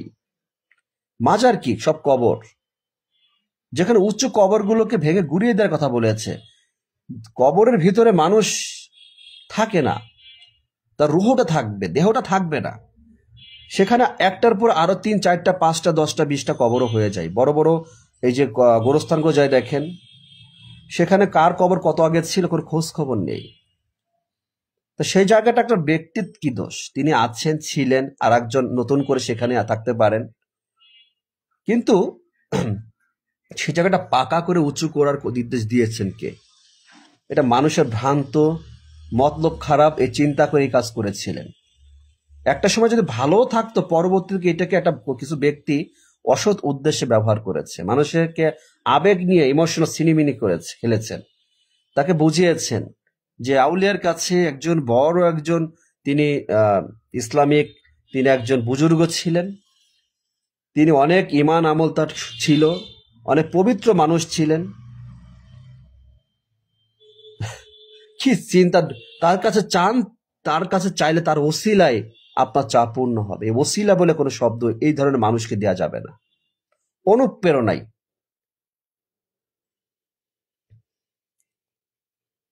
আপনি তার ওসিলাই, যেখানে রাসূল সাল্লাল্লাহু আলাইহি সাল্লামকে এটা বলা যাচ্ছে, সেখানে কোথায় আসছেন একজন ব্যক্তিকে, তাকে আপনি বুজুর্গ বানিয়ে তার কাছে গিয়ে নত হলেন, মানত করলেন। এই যে আকীদা, ভ্রান্ত আকীদা, যারা সালাফি সালেহিনদের আকীদা গ্রহণ করেছে, যারা বিশ্বাস করেছে, তারা কখনো আল্লাহ ছাড়া কারো কাছে মাথা নত করে না। এখন আপনি বললেন আপনি তো হানাফি মাযহাব অনুসারী, আমি এই কাজ করি, তার মানে আপনিও সালাফি, আপনিও সালাফি সালেহিনদের আকীদা গ্রহণ করেছেন যে আল্লাহ ছাড়া কারো কাছে মাথা নত করব না, কারো কাছে কিছু চাইবো না, সে দিতে পারে না আমাকে, আল্লাহ মাধ্যমে দিচ্ছেন আমাকে, অনুপ্রেরণা। যেমন ডক্টরকে আল্লাহ তাআলা জ্ঞান, বিবেক, বুদ্ধি দিয়েছেন, তার ভিতর তিনি ওষুধটা প্রেসক্রিপশনে লিখবেন, এই জ্ঞানটা আল্লাহ তাআলা তাকে দিয়েছেন। যে চিকিৎসা, আপনি আল্ট্রাসোনোপ, নানান ধরনের থেরাপি, নানান ধরনের যে এক্সরে, এইগুলোর জ্ঞান আল্লাহ তাআলা মানুষকে দিয়েছেন। এই প্রযুক্তিগুলো আল্লাহ তাআলার নিয়ামত। আল্লাহ তাআলা মানুষকে যাতে মানুষ বুঝতে পারে, বিশ্বাস করে অন্তর থেকে যে আল্লাহ আছেন, তার রহমত আমি বেঁচে আছি। কিন্তু আমরা দিন শেষে কি বলি? ডাক্তার আমাকে বাঁচিয়েছেন, এই ডাক্তার না হলে আমি মরে যেতাম, নাউজুবিল্লাহ মিন জালিক, আস্তাগফিরুল্লাহ। এরকম কথা বলা যাবে না। ওষুধ খেয়েছেন, ওষুধের মাঝে আল্লাহ রহমত দিয়েছেন, যার জন্য ওষুধের গুণাগুণতা আপনার শরীরে কাজে লেগেছে। এটা আছে সালাফি সালেহিনদের আকীদা, এটা আছে সহিহ আকীদা। এটাকে বিশ্বাস করবেন যে ওষুধটা খেয়েছি, গ্যাসের সমস্যা হয়েছে, একটা গ্যাসের ট্যাবলেট খেয়েছি, এই ওষুধটা খাওয়ার পরে আল্লাহ ওই ওষুধের মাঝে তার রহমত দিয়েছেন, যার জন্য আমি সুস্থ হয়েছি। কি ইনশাআল্লাহ মনে থাকবে সকলের? এটা হচ্ছে সহি আকীদা, এটাই আহলুল হাদিস সালাফি মানহাজের আকীদা। এটা যদি বলেন যে আমি তো হানাফি মাযহাব, এটা আপনিও সালাফি সালেহদের আকীদা, যদি এটাই সহি আকীদা বলা হয়, এটা বিশুদ্ধ মতামত চিন্তা হয়। খাবার নেই, মেম্বার সাহেবের কাছে গিয়েছেন, মেম্বার সাহেব 1 বছর চাউল দেন তো আমাকে। আপনি তো জনপ্রতিনিধি, মেম্বার সাহেব 1 বছর চাউল দিয়েছে। মেম্বার সাহেব 1 বছর চাউল দিয়েছেন, কার চাউল দিয়েছে? আল্লাহ তাআলা রিজিক, আল্লাহ তাআলা আপনাকে পাঠিয়ে দিয়েছেন। 1 বছর চাউল পেয়ে আপনি বলছেন, প্রিয় ভাইরা আমার জেনে রাখো, শুনে যাও, এই মেম্বার আমাকে না খাওয়ালে আমি ভালো থাকতে পারতাম না, এই মেম্বার দিয়েছিল বলে আমি খেয়েছি, আমাকে আমি ভালো আছি। নাউজুবিল্লাহ মিন যালিক, আস্তাগফিরুল্লাহ, এমনটা বলা যাবে না।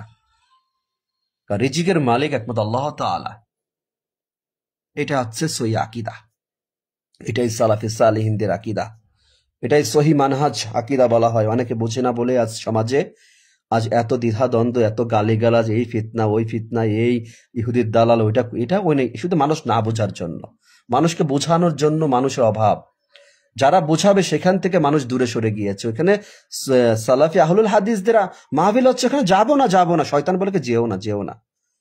ওইখানে গেলে আপনি জানতে পারতেন। এটাই আমি যেটা বলছি না, যদি না ভালো লাগে আমাকে কমেন্ট করে বলেন যে ভাই আপনি ভুল বলছেন, মিথ্যা বলছেন, বানোয়ার বলছেন, ভাই ক্ষমা চাইবো লাইভে এসে আপনাদের কাছে, যে আমার কোনো কথা যদি মিথ্যা, বানোয়ার, ভিত্তিহীন হয়ে থাকে।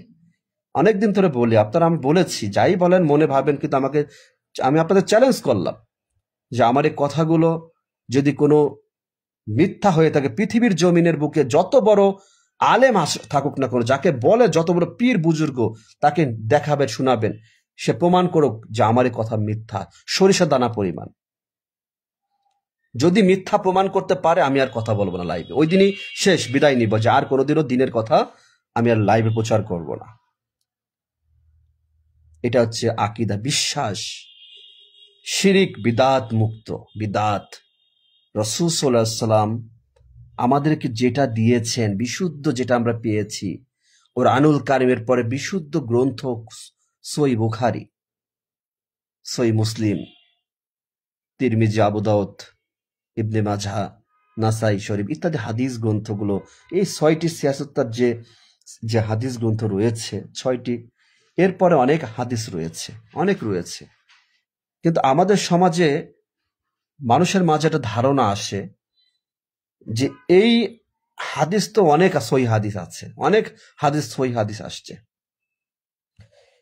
আবু দাউদের শরীফে একটা হাদিস সহিহ আসছে, অন্য হাদিসে ওই হাদিসটাকে লেখা জয়ীফ হাদিস। এবার বোঝেন ওটাকে কি করেছে, জালিয়াতি করেছে।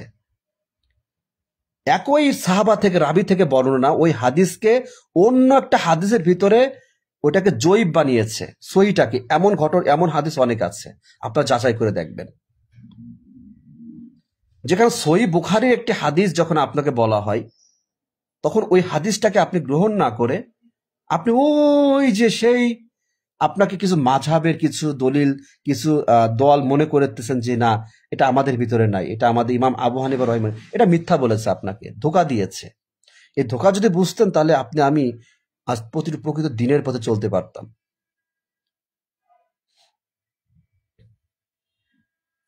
আমরা যারা সালাফি আকীদা বিশ্বাস করি, মেনেছি, গ্রহণ করেছি, সহিহ বুখারীর প্রতি আমাদের, দেখবেন সহিহ বুখারী, সহিহ মুসলিমের প্রতি বেশি আমাদের চিন্তা ধারণা, গ্রহণযোগ্যতা সব থেকে বেশি, কারণ সেটা সহিহ।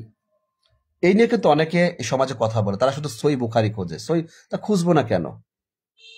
কুরআনুল কারীমের পরে যেটাকে এত আলেমরা, পৃথিবীর জমিনের সমস্ত আলেমরা যেখানে বিশুদ্ধ গ্রন্থ বলেছেন, কিতাব বলেছেন, সেটাকে আমি কেন গ্রহণ করব না? আমাকে বুঝিয়ে দেন। সহিহ বুখারীর হাদিস তো আমার বুকে জড়িয়ে ধরার বিষয় না, যেটা নিয়ে আমি সারা রাত ঘুমিয়ে পড়লাম, আমি সব শিখে গেলাম না। তার ভিতরে কি হাদিস, রাসূল সাল্লাল্লাহু আলাইহি ওয়াসাল্লাম কি বলেছেন, কি করেছেন, তার ভিতরে আছে নিশ্চয়ই। একই বিষয়ে যদি কোনো অন্য হাদিসে সহিহ হাদিস আসছে, এমন সব যে সহিহ বুখারীতে থাকবে এমন কোনো কথা না। আবু দাউদ শরীফেও কিছু হাদিস আসছে, সুনান আবু দাউদে, তো সহিহ বুখারীতে নেই। ইমাম আবু আবু দাউদ তিনি তিনি ই করেছেন, রচিত করেছেন, থাকতে পারে। ইমাম তিরমিজি রাহিমাহুল্লাহ তিনি করেছেন, থাকতে পারেন। কিন্তু যেটা সহি সেটাকে কেন আমি গ্রহণ করব না? কিন্তু যে আমলটা সহি অধিক বেশি, কিন্তু দুই একটা হাদিসে আসছে সেটাও সহি তার বিপরীতে, কিন্তু ওইটা যে সহি এত বিশুদ্ধ হাদিস আসছে, কেন আমি সেটা বাদ দিব? যেমন রাফুল ইয়াদাইনের বিষয়টা আসছে, এত হাদিসে সহি, এত সহি হাদিসের বর্ণনা আসছে, সহি বুখারী মুসলিম তিরমিজি, সেখানে দুইটা হাদিসের উল্লেখে আছে, দুইটা হাদিস, একটা তিরমিজিতে আসছে, একটা সুনান আবু দাউদে আসছে, যে রাসূল সাল্লাল্লাহু আলাইহি ওয়াসাল্লাম একবার হাত উত্তোলন করতেন। এমন ইমাম তিরমিজি তিনিও বলেছেন যে এই হাদিসটার বিষয়ে আমার সন্দেহ আছে, হাদিসটার বিষয়ে। কারণ যেখানে একজন ব্যক্তি, আমি সবসময় স্টিচ গেঞ্জি পরি, আমার জীবনে 30 বছর আমি কি পরেছি? স্টিচ গেঞ্জি পরেছি। তখন জিম করতাম, গেঞ্জি পরতাম। কিন্তু আমি 1 মাস আমি জুব্বা পরেছি, বা আমি 2 দিন জুব্বা পরেছি, 2 দিন, 1 থেকে 2 দিন। তার মানে আমি যে 30 বছর যে বোঝার পর থেকে যে স্টিচ গেঞ্জি পরলাম, এটা কি নিষিদ্ধ হয়ে গেল? আমি কি এটা সহি ছিল না? জাস্ট এটা একটা বোঝার বিষয়, যে এতদিন রাসূল সাল্লাল্লাহু আলাইহি ওয়াসাল্লাম করেছেন, করতেন, এত সাহাবা থেকে বর্ণিত, আর একটি দুটি হাদিসে আসছে একটি যে তিনি করেননি, যেটা হানাফি মাযহাবের মত তারা মনে করেন যে এটা আমি গ্রহণ করতে হবে, নাহলে আমি হানাফি হতে পারবো না। এটা আপনার ভুল কথা। আপনি করছেন না, করেন, ছেড়ে দিয়েছেন, করেন, কোনো সমস্যা নেই। কিন্তু আজ আমাদের এই সমাজে যারা হানাফি মাযহাব অনুসরণ করে, তারা ইমাম আবু হানিফা রহিমউল্লাহকে কেন্দ্র করে তারা মনে করে যে পায়ের সাথে পা লাগালে আমি হানাফি হতে পারবো না, পায়ের সাথে পা লাগানো যাবে না, দূরে থাকতে হবে, আমিন একটু জোরে বলা যাবে না, তাহলে আমি হানাফি হতে পারবো না, হাত একটু উপরে বাঁধলে আমি হানাফি হতে পারবো না, নিচে বাঁধতে হবে, সম্মিলিত মোনাজাত করতে হবে আমাকে হানাফি হতে হলে, যেখানে রাসূল সাল্লাল্লাহু আলাইহি ওয়াসাল্লাম করেনি। তিনি মনে করছেন আমার তো পূর্বপুরুষরা করে আসতেছে, তারা করছে আমিও করবো, তারা কি ভুল করেছে? হ্যাঁ। তারপরে অনেক কিছু আছে, অনেক প্রচলন আছে। এই মসজিদে মিলাদ, কোনটা সালাফি যারা সহি আকীদা গ্রহণ করে তারা কখনো মিলাদের কাজ করে, এই মিলাদ গ্রহণ, এই মৃত মানুষের নামে এটা যে প্রচুর অনেকে আছে, দেখবেন কোরআন, মৃত মানুষের কবরে কোরআন তেলাওয়াত করছে, মৃত্যুর পর মানুষের কোরআন খতম দিচ্ছে, এগুলো আমাদের ভিতরে নেই, কারণ আমরা সহি আকীদা গ্রহণ করেছি। এটা রাসূল সাল্লাল্লাহু আলাইহি ওয়াসাল্লাম আমাদের দিয়েছেন বিশুদ্ধ মতামত, যেটা আমরা শক্তিশালী মনে করি, যেটাকে সব থেকে শক্তিশালী মনে করি সেটা আমরা গ্রহণ করি। এটা হচ্ছে সহি আকীদা, সব থেকে বিশুদ্ধ যেটা। একটি হাদিস যেটা সহি, ওই হাদিস যদি থাকে জয়ীব অন্য একটা হাদিসে, এমন যদি কোনো কিছু থাকে, তার বিপরীতে আমি অবশ্যই সহিটাই গ্রহণ করব। আর যদি সহি না থাকে, যদি সহি না থাকে, ওই আমলের যদি তখন ইজমা কিয়াসের প্রয়োজন আছে।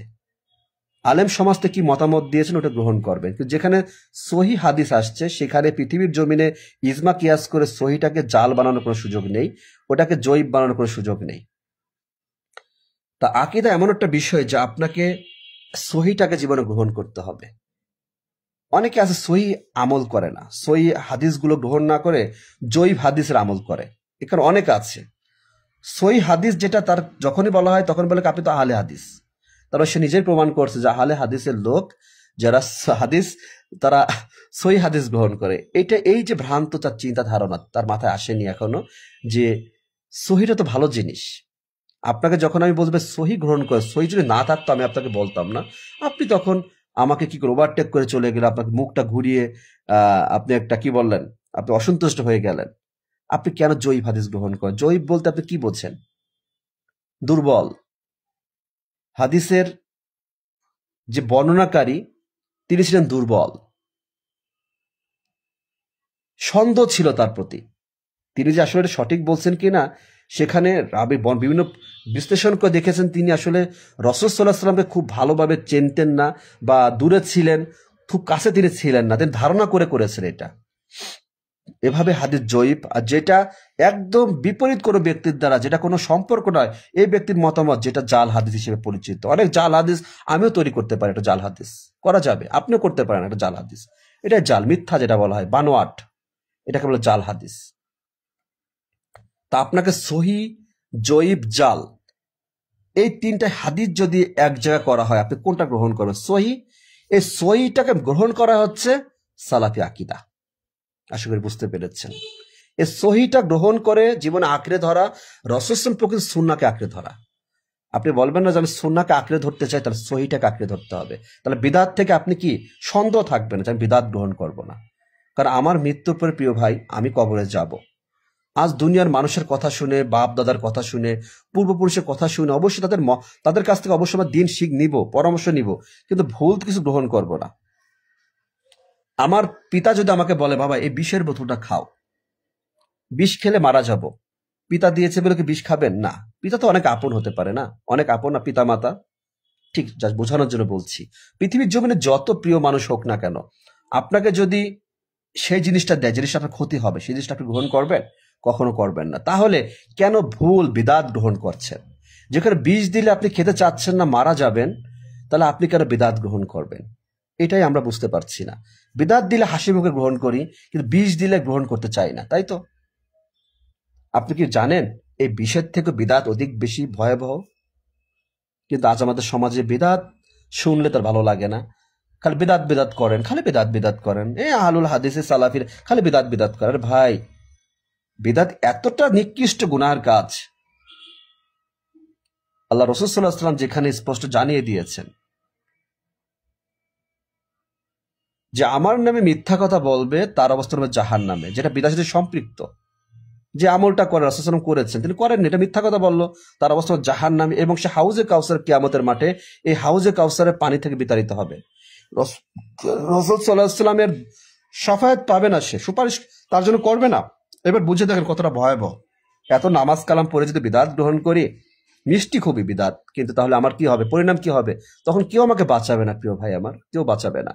এবং সব থেকে ভয়াবহ বিষয়, বিদাতকারীর দোয়া কবুল হয় না। হারাম খাদ্য গ্রহণকারীর দোয়া, যারা বিড়ি সিগারেট খায়, এদের দোয়া কবুল হয় না। সংস্কৃত যারা হারাম উপার্জনে সম্পৃক্ত থাকে, খাদ্য খাই, সেটা কখনো কবুল হয় না। বিদাত যে করে তার দোয়া কবুল হয় না। এটা আমার কোনো কথা আমি বলছি না, কেউ ভাববেন না যে ভাই এটা তো বলছি, আমাকে প্রমাণ করে দিবেন যে আমার কোনো কথা মিথ্যা কিনা। আপনাদের কাছে অনেকে ভালো লাগবে না, কারণ অনেকে পূর্বপুরুষের রীতিনীতি মনে করছেন আমি দল, আমরা কোনো দলে না ভাই, আমাদের এক আল্লাহ, এক রাসূল সাল্লাল্লাহু আলাইহি ওয়াসাল্লাম। আল্লাহর পবিত্র কোরআনের আদেশ মানবো, রাসূল সাল্লাল্লাহু আলাইহি ওয়াসাল্লাম প্রকৃত সুন্নাত আদর্শ জীবন গ্রহণ করবে। এখানে কিসের ভেজাল, কিসের দল, কিসের দ্বন্দ্ব? যখন আপনি প্রকৃত কোরআনের আদেশ, রাসূল সাল্লাল্লাহু আলাইহি ওয়াসাল্লাম প্রকৃত সহিহ হাদিস সুন্নাহকে গ্রহণ করবেন, তখন আপনি সালাফি আকীদা গ্রহণ করলেন। আল্লাহ যেটা বলেছেন সেটা আপনি বিশ্বাস করবেন, মেনে নিয়েছেন। রাসূল সাল্লাল্লাহু আলাইহি ওয়াসাল্লাম যেটা করতে বলেছেন সেটাই করবেন, যেটা নিষেধ করেছেন সেটাই করবেন, মানে সেটাই মেনে নেবেন। এটাই হচ্ছে সালাফি আকীদা, সহিহ আকীদা, বিশুদ্ধ আকীদা, সহিহ হাদিস, সহিহ সুন্নাহ। আহলুল হাদিস, হাদিসকে বাদ দিয়ে যদি বলে আহলে সুন্নাহ, যেটা অনেকে বলেন আমি আহলে হাদিস, আহলে সুন্নাহ ওয়াল জামাত, অনেকে বলে না আহলে হাদিস। হাদিস হচ্ছে সুন্নাহ। আপনি সুন্নাহ কোথা থেকে পেয়েছেন? এই যে সুন্নাহগুলো যে আমরা জীবনে গ্রহণ করেছি, এটা কোথা থেকে পেয়েছি বলেন? এটা কি আমরা আপনার কেমিস্ট্রি, রসায়ন, বাংলা, ইংলিশে পেয়েছেন, আপনার জেনারেল বইতে পেয়েছেন, নাকি হাদিসে পেয়েছেন? প্রত্যেকটা সুন্নাহ আমরা পেয়েছি হাদিস গ্রন্থের মাধ্যমে। তার মানে কি, ওই হাদিস হলো সুন্নাহ, যেটাকে আমরা সুন্নাহ হিসেবে গ্রহণ করেছি, ওটা হাদিসে পেয়েছি। ওই হাদিসটা হচ্ছে সুন্নাহ বিশ্বাস করার মাধ্যম। একটা জায়গায় একটা বর্ণনা আছে, ওইর মাধ্যমে পেয়েছি। আম গাছে আম গাছ নাম হয়েছে কখন? যখন আম হয়েছে। কাঁঠাল গাছ যখন কাঁঠাল হয়েছে, আপনি বুঝেছেন এটা কাঁঠাল গাছ। হাদিস যখন আমরা পড়েছি, ওই হাদিস পড়লে কি আপনি সুন্নাহ গ্রহণ করেছেন? না। হাদিস পড়েছেন, যখন গ্রহণ করেছেন, মেনেছেন, তখন আপনি সুন্নাহ গ্রহণ করেছেন। হাদিস পড়লে সে সুন্নাহ গ্রহণ করেনি, ওটা যখন বাস্তবায়ন করেছেন। রাসূল সাল্লাল্লাহু আলাইহি ওয়াসাল্লাম হাদিসে এসেছে তোমার ডাকনু নিচে কাপড় পরো না, ওই অংশ জাহান্নামে প্রবেশ করবে। আপনি হাদিস পড়েছেন, চলে যাচ্ছিস এখানে আছে দেখ। যখন একথা বলে, আপনি মনে করছেন যে আমি হাদিস গ্রহণ করছি, আমি যখন বলছি তখন কি করছি, যে আপনি মনে করছেন হাদিস পড়েছেন, একটা হাদিস জেনেছেন, জানলে কি আপনি সুন্নাহ গ্রহণ করতে পেরেছেন? না। পার্থক্য কিন্তু অনেক, আকাশ আর জমিনের পার্থক্য।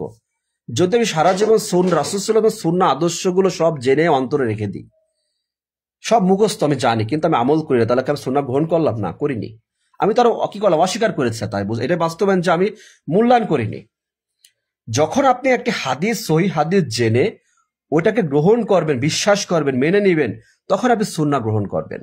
এখন পার্থক্য হচ্ছে এইটাই, যে আহলুল হাদিস, আহলে সুন্নাহ বলা সহজ, কিন্তু যখন আপনি আহলে হাদিস, হাদিসের পরিবার হয়েছেন, আপনি তখন পরিবার মানে কি, ওই সুন্নাহ গ্রহণ করে আপনি হয়েছেন, এটা সুন্নাহর পরিবার হয়েছেন, যে পরিবারের মাঝে সহি হাদিস, শিরিক বিদাত নেই, প্রকৃত সুন্নাহ আদর্শ জীবন গ্রহণ করা হচ্ছে, এটাই হচ্ছে সে আহলে সুন্নাহ, আহলে হাদিস।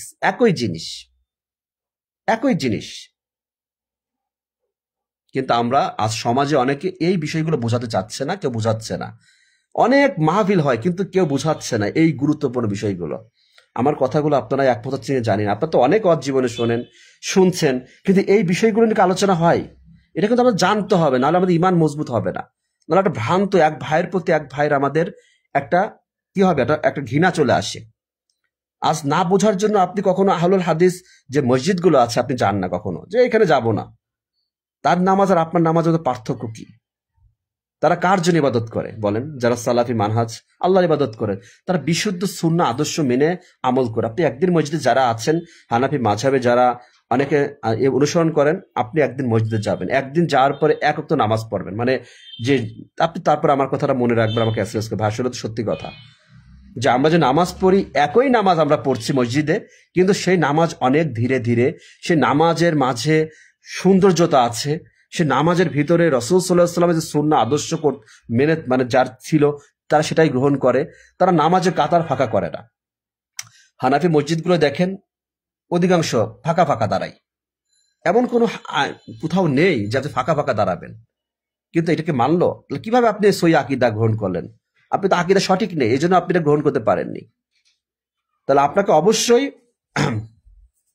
কি আকীদা হচ্ছে এইটাই, যে রাসূল সাল্লাল্লাহু আলাইহি ওয়াসাল্লাম যেখানে বুখারীতে আসছে, সহিহ বুখারীতে আনাস রাদিয়াল্লাহু তাআলা আনহু বলছেন যে আমরা পায়ের সাথে পা লাগাতাম। পায়ের সাথে পা লাগালে কি উপকার আছে?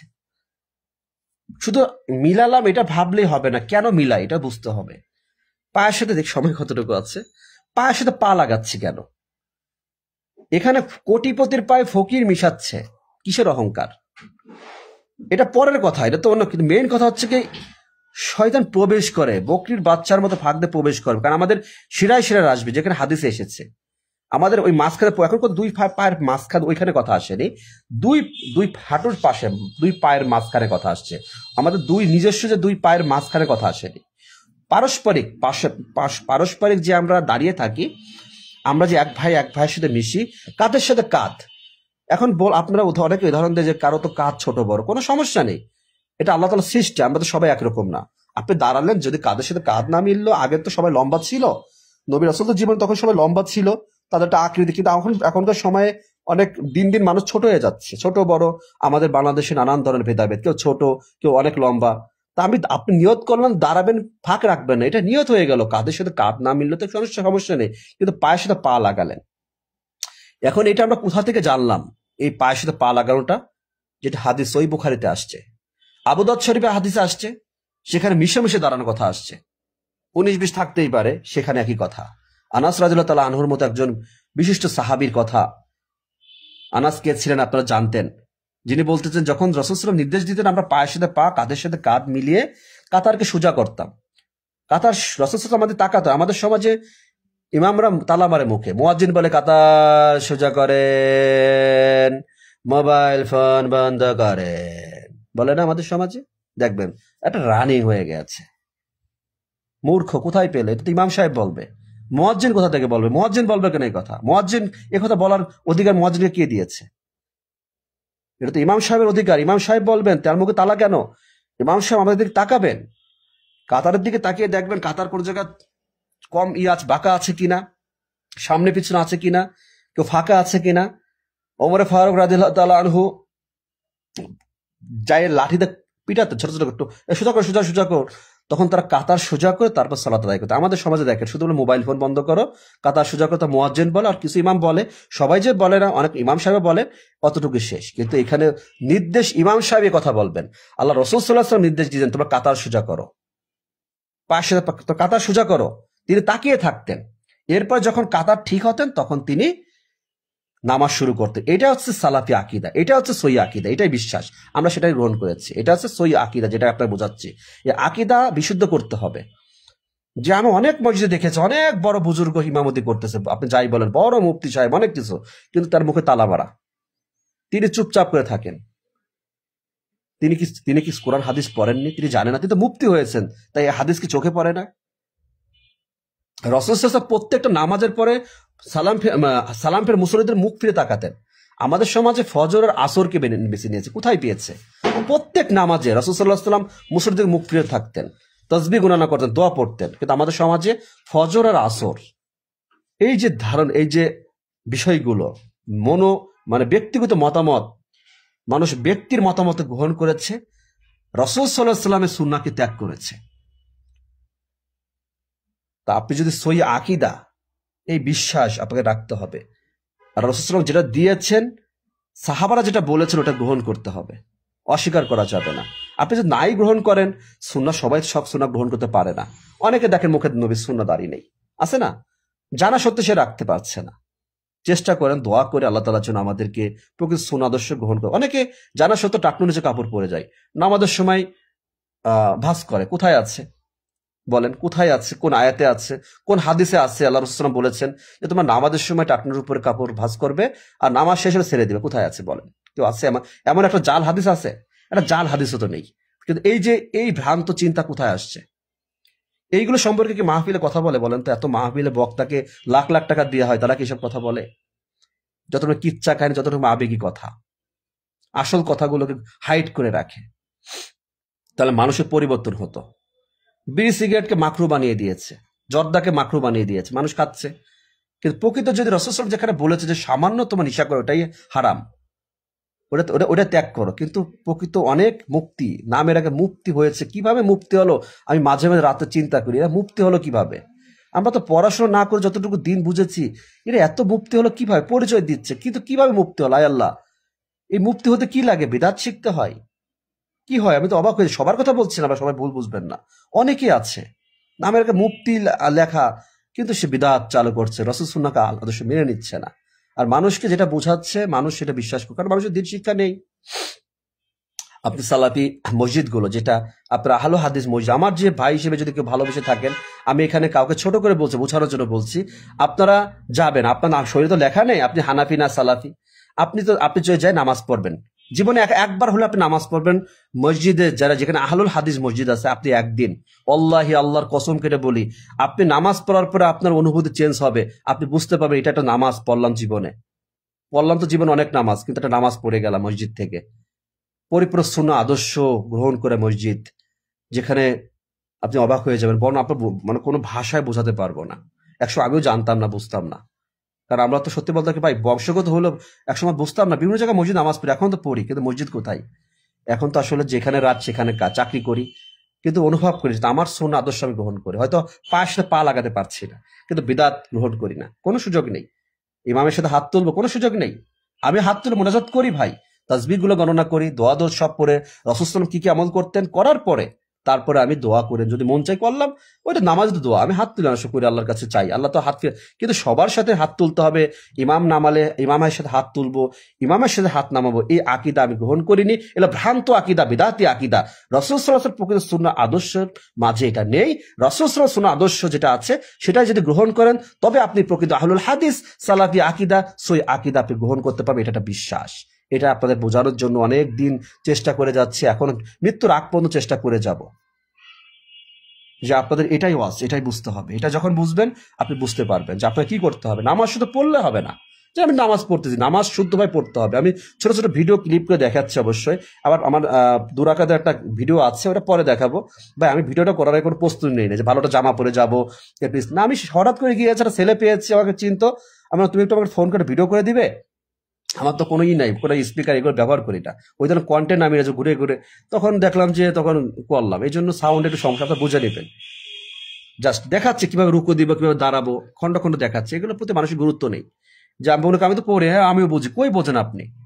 নামাজ বুঝতে হলে আপনাকে বিশুদ্ধ ওইভাবে পড়তে হবে, সঠিকভাবে রুকু দিতে হবে, সিজদা দিতে হবে, সবাই নিতে হবে বিশুদ্ধ।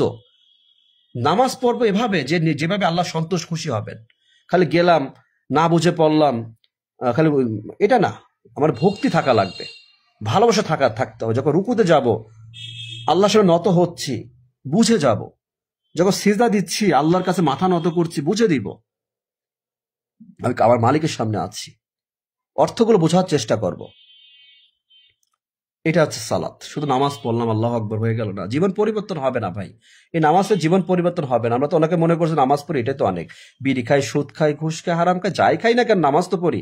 হ্যাঁ, নামাজ আপনি পড়বেন, নিষেধ নেই, কিন্তু নামাজ পড়ে এটাকে বাদ না দিলে আপনার সারা জীবন নামাজ সরিষা দানা পরিমাণ উপকারে আসবে না। দিস মেসেজ মনে রাখেন, যে আমার আমলে পরিবর্তন না হয়। টাকনুর নিচে কাপড় পরতে হবে নামাজের পরে, নামাজের সময় এটা কোথায় পেলেন? সর্ব অবস্থায় টাকনুর উপর কাপড় পরতে হবে। আল্লাহ তাআলার নির্দেশ, রাসূল সাল্লাল্লাহু আলাইহি ওয়াসাল্লাম কোনো কথা নেই, সব আল্লাহ তাআলার নির্দেশ। যে ওই অংশ জাহান্নামে প্রবেশ করবে, তারপরে সারা জীবন নামাজ পড়ে কি করবেন? যে জাহান্নামে যেতে হয়, কিয়ামতের মাঠে আল্লাহ সুবহানাহু ওয়া তাআলা ফিরে তাকাবেন না, কথা বলবেন না তার দিকে। এগুলো বিশ্বাস না করলে ভাই ঈমান থাকবে না। এটা হচ্ছে আকীদা, সহিহ আকীদা। যে আলোচনার বিষয়টা, সময় খুব বেশি নেই, আসরের নামাজের ওয়াক্ত অনেক আগে হয়ে গিয়েছে, কিন্তু আসলে বিলম্ব হয়ে যায়, মসজিদগুলো দেরিতে পড়াই। তো এটাই আকীদা, সহিহ আকীদা অনেকে জানতেন না, হয়তো কেউ না কেউ বুঝতে পেরেছেন যে আসলে আমরা যে আমাদেরকে অনেক, আমাদের ইমামরা, অনেক মুফতি সাহেব আমাদেরকে ভুল বুঝিয়েছে এতদিন, যে আমরা সালাফি আকীদা, সহিহ আকীদা, আহলুল হাদিসকে আমরা অনেক সময় অনেক ব্যঙ্গ করে যাচ্ছি, এখনো কেন করছি, না বুঝে করছি। আজ হয়তো বুঝতে পেরেছেন আপনারা যে এটা হচ্ছে একটা বিষয়। যারা হানাফি মাযহাব অনুসরণ করে, আপনাদেরকে বলবো, আমি 10 জনের মতো কথা আমি বলি না। অনেক আলেম অনেক কথা বলতে পারে, আমি আপনাকে বলছি আপনি একটা মাযহাব অনুসরণ করেছেন, আমি আপনাকে দোষ দিব না। মাযহাব অনুসরণ করেছেন মানে ইমাম আবু হানিফা রহিমউল্লাহকে আপনি একজন, 4 জন ইমামের মধ্যে একজন ইমামের মাযহাব কি অনুসরণ করে তাকে, কিন্তু তার কোনো, মনে রাখেন যারা হানাফি মাযহাব অনুসারে আছে আমার আলোচনায়, ইমাম আবু হানিফা রহিমউল্লাহর কোনো ব্যক্তিগত সুন্নাহ নেই, এটুক খালি বুঝবেন ভাই। তার কোনো ব্যক্তিগত কোনো মতামত নেই। আমার কথাগুলো স্পষ্ট আপনি জেনে রাখেন। যারা নতুন পুরাতন, অনেকে দিনী, অনেকে আছে যুবক যারা এখনো দিন নামাজ পড়া শিখেছে কিন্তু এখনো নামাজের অর্থ কিছু বোঝে না, অনেকে আছে, এখনো অনেকে আছে, মুরব্বীও আছে, কিছু জানে, সূরা ফাতিহার অর্থ জানে না, সানার অর্থ জানে না, তাসবিহ কি পড়ে, রুকুতে কি পড়ে, সিজদায় কি পড়ে জানে না। তারা বোঝা খুব কঠিন হবে। চেষ্টা করেন সব জানতে পারবেন। ইমাম আবু হানিফা রহিমউল্লাহ আমাদের আদর্শ না, আমি রেখে দিব, এই জন্য বলছি। 4 জন ইমাম আমাদের কোনো আদর্শ না। ইমাম শাফি, ইমাম মালিক, তারা আমাদের জন্য কি আদর্শ না, মাথায় রাখেন।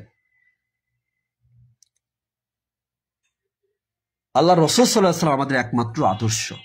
তিনি যেটা বলেছেন, দিয়েছেন, ইমাম আবু হানিফা রহিমউল্লাহ তিনি এটাও বলেছেন যে আমার কথা যদি হাদিসের বিপরীত হয় সেটা দেয়ালে ছুড়ে দাও, ওটা গ্রহণযোগ্য না। কিন্তু মানুষ জানে না, বোঝে না, ভ্রান্ত চিন্তা। এই পৃথিবীর জন্য কোনো পীরের কোনো মতামত আমাদের জন্য আদর্শ না। যত বড় আলেম সে, আমিও যদি বলছি, আমি কে, আমার কোনো কথা যদি মন করা হয় আপনি ডাস্টবিনে ছুড়ে দেবেন, কোনো গ্রহণযোগ্য না। যে কথা সঠিক সেটা গ্রহণ করবেন, আর না বুঝলে হয়তো সঠিকটাকে আপনি ভুল মনে করতে পারেন, সেটা আপনার ব্যাপার, সেটা আল্লাহ তাআলা যেন সঠিক বুঝ দান করেন। আপনি এবার আজকে যারা হানাফি মাযহাব অনুসরণ করেন, যারা, এটা তো সবাইকে বলার উচিত ছিল, কিন্তু সবার আমার সুযোগ নেই। ইমাম আবু হানিফা রহিমউল্লাহর ব্যক্তিগত কোনো মতামত গ্রহণ করার কিছু নেই, তিনি এটা কখনো বলেননি। তার কোনো সুন্নাহ আদর্শ নেই। কোরআনুল কারীমের কোনো আয়াতে ইমাম আবু হানিফা রহিমউল্লাহর নাম নেই, কোন হাদিসের ভিতরে ইমাম আবু হানিফা রহিমউল্লাহর নাম নেই। যারা হানাফি মাযহাব অনুসরণ করেন আপনাদেরকে মেসেজ জানিয়ে দিলাম। এখন আপনি গ্রহণ করেছেন ইমাম আবু হানিফা রহিমউল্লাহকে, করেছেন কেন? যে তার একজন ইমাম, তারা যে আমল করেছেন, রাসূল সাল্লাল্লাহু আলাইহি ওয়াসাল্লাম যেটা করেছেন সেটাই করেছেন, আপনি সেটাই গ্রহণ করবেন। এটা হচ্ছে আপনার সে নিয়ত। যেমন আমরা একজন আলেমের আলোচনা শুনি, তার কাছে কি শুনি? তিনি কথা বলছেন কোরআন হাদিসের কথা, সে কথা আমরা শুনছি। তিনি কোনো ব্যক্তিগত সুন্নাহর কথা বলে কি গ্রহণ করবো? কখনো না। তাকে ভালোবাসে আল্লাহর জন্য, দ্বীনের জন্য, তাকে ভক্তি করার কিছু নেই। তার কোনো ব্যক্তিগত কোনো সুন্নাহ আদর্শ নেই। আমার কোনো ব্যক্তিগত কোনো সুন্নাহ আদর্শ নেই, আপনার পৃথিবীর জমিনে কারো নেই। রাসূল সাল্লাল্লাহু আলাইহি ওয়াসাল্লাম আল্লাহ তাআলা ওহীর মাধ্যমে যেটা প্রেরণ করেছেন, জিবরাইল আলাইহিস সালামের মাধ্যমে পৌঁছে দিয়েছেন, তিনি আমাদেরকে যেটা করতে বলেছেন, যেটা নিষেধ করেছেন, এটা আমাদের জীবনের সুন্নাহ, এটা আমাদের গ্রহণ করতে হবে। আর এই বিশুদ্ধ চিন্তা, আল্লাহ তাআলা যেটা আমাদের বলেছেন সেটাকে জীবনে গ্রহণ করা, আঁকড়ে ধরা, কোরআন এবং সহিহ হাদিসকে আঁকড়ে ধরা, সুন্নাহকে আঁকড়ে ধরা হচ্ছে নাজাতপ্রাপ্ত 73 দলের ভিতরে একটি দল হবে, নাজাতপ্রাপ্ত দল জান্নাতে প্রবেশ করবে। এটাই হচ্ছে সহিহ আকীদা, সালাফি সালেহিনদের আকীদা। বিশুদ্ধ আকীদা। যারা বোঝেননি, যদি বোঝার চেষ্টা না করেন বুঝবেন না, আর যারা বুঝেছেন আশা করি আগামী দিনে কোনো দ্বন্দ্ব থাকবে না, এরপরে আর আপনার মনে কোনো সন্দেহ থাকবে না। আপনিও হানাফি মাযহাব, আপনিও সহি আকীদা সালাফি মানহাজ আকীদার অনুসারী হবেন। যখন আপনি শিরিক বিদআত মুক্ত আমল করবেন, বিশুদ্ধ হাদিসকে গ্রহণ করবেন, কোনো জয়ীব জাল হাদিস জীবনে গ্রহণ করবেন না।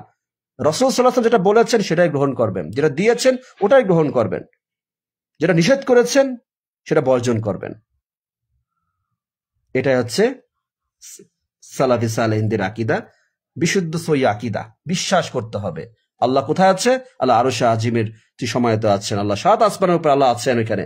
তিনি সেখান থেকে সমস্ত কিছু তিনি দৃষ্টিপাতি, সবকিছু জানেন, সবকিছু দেখেন, সবকিছু বোঝেন।